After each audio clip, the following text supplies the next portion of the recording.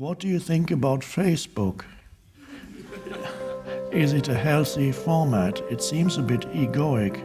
Not a whole lot of transmission of connection, love, etc. Posting pictures of yourself and quantifying friends, likes, etc. seems like enhancing the ego. Are we going down the wrong path with social media? As even before the advent of Facebook and similar things for hundreds of years or thousands of years, people constructed for themselves an identity in their head. That's me and my story, as I sometimes call it. And that was partly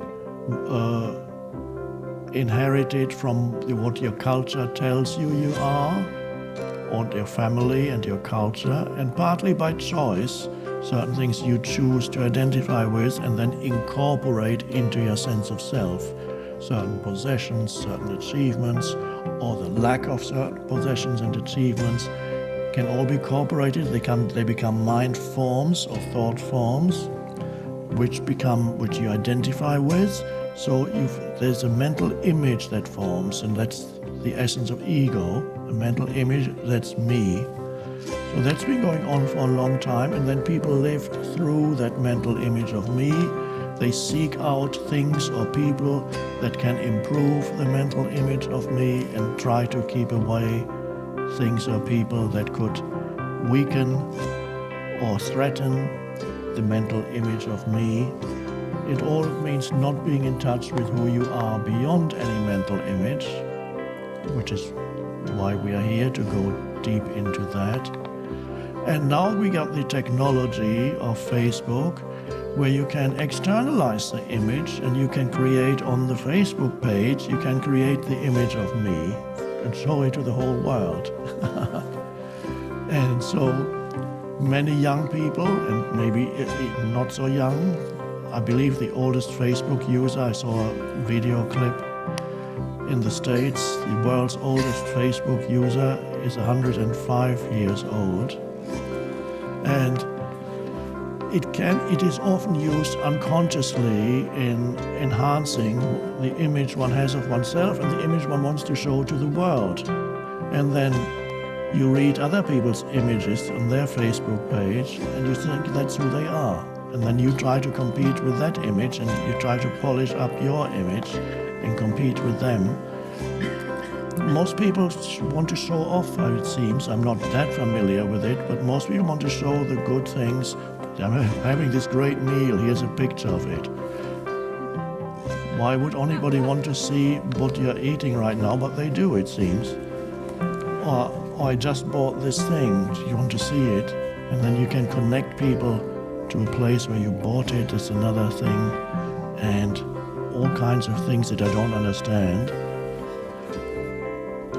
So you can, in many cases, it becomes an artificial construct that you add to every day, and everybody else has their artificial construct, and it can actually strengthen the delusion of the false self.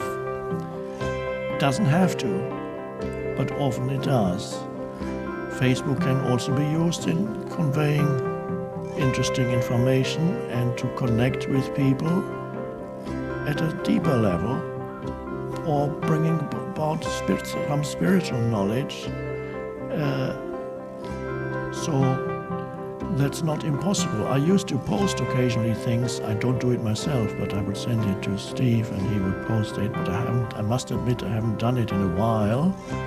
Although some things do get posted, quotes and so on, that's fine. Twitter is another one that is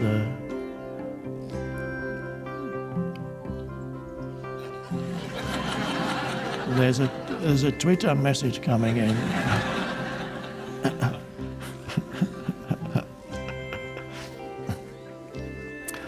The last time I tweeted was when a few months ago, in February, the Oprah channel in the States, I don't know if you can get it here, it's called the OWN channel, Oprah Winfrey Network.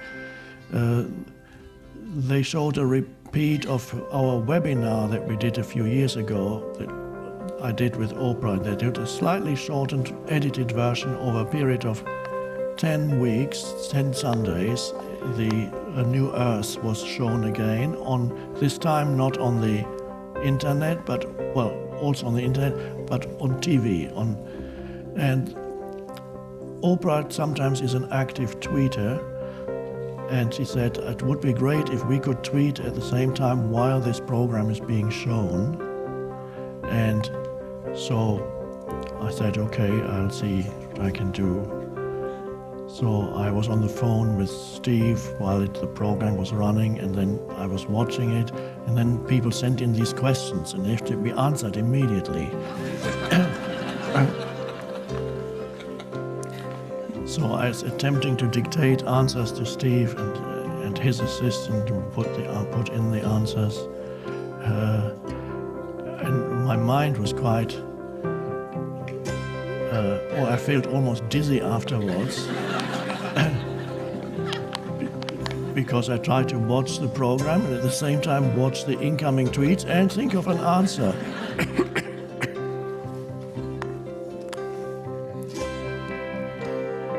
Oprah must have realized it wasn't from me, because she said Twitter is the exact opposite of how you operate. And before Oprah said it, Kim said exactly the same thing to me. And that's true. So I was glad when it was over, but while it was happening, I was surrendered to it, although I did feel dizzy afterwards. So if you can avoid constructing some pseudo-identity for yourself on Facebook and be more real, then you can avoid that trap of just the Facebook amplifying the human ego, which it does in many, many cases, especially for youngsters who have no idea what they're doing.